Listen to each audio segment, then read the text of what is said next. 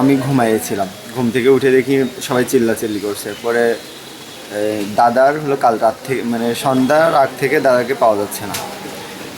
পরে প্রথমে গেছিল দাদি, মানে খুব সম্ভব দাদি গেছিল। দাদি দেখছে যে ছাতা পড়ে গেছে বাগানের ভিতরে। পরে দাদি গেছে, পরে দাদির করতে যে কাকি গেছে। পরে ওনাদের দুইজনার করছে, মানে কারেন্টে ধরছে। পরে আমার একটা ভাইয়া ছিল, ওই ভাইয়া যে লাঠি দিয়ে সে তার সরায় তারপরে ওনাদের নিয়ে আসা হয়েছে। পরে আমি যে যখন কোলে পড়ছি তখনই আর কি, মানে পাজা করে যখন করে নিয়ে আসছি তখনই পরে হাসপাতালে আসার পরে ডাক্তাররা মৃত ঘোষণা করেছে।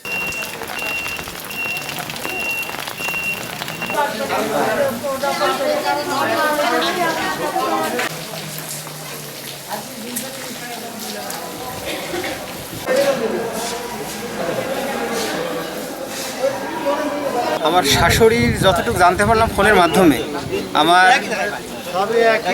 বড় মাঝে কুটুম সকালে ফোন দিয়েছে, বলছে যে মার কারেন্টে ধরছে, হসপিটালে গিয়েছে, তুমি ওখানে যাও।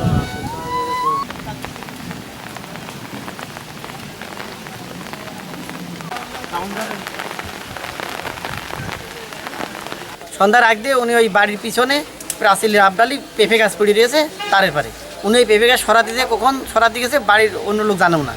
উনি যে ওখানে কারেন্ট ধরে ওখানে মারা রয়েছে কাল সন্ধ্যার থেকে সারা রাত খোঁজাখুঁজি করা আছে, পাচ্ছে না।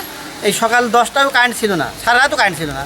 সকাল 10টার দিকে কারেন্ট আসার 10 মিনিট পরে যেয়ে ইনারা ঠিক পেয়েছে যে এই দুজন মহিলা, ওনার হচ্ছে গিয়ে ভাইয়ের হচ্ছে গিয়ে ওনার ভাবি, আর ওনার হচ্ছে গিয়ে ভাইয়ের হচ্ছে বিটার বউ। ইনারা ঠিক আর এক ভাইয়ের বিটার বউ ঠিক পালে দৌড়িয়ে ওরা এসে ভাব করে ওখানে আর কি কেউ জানো না, ওরা এসে তারে হাত দিয়েছে, ওনার গায়ে হাত দিয়েছে, দেবে ওনার কারেন্ট পরে চিল্লাচিল্লি। আমার আশেপাশের লোকজন সব গুছাই দিয়ে দেখি ইনার দুজন, উনি তো আগের থেকে মরে রয়েছে, ইনারা দুজনে হচ্ছে সঙ্গে হাসপাতালে।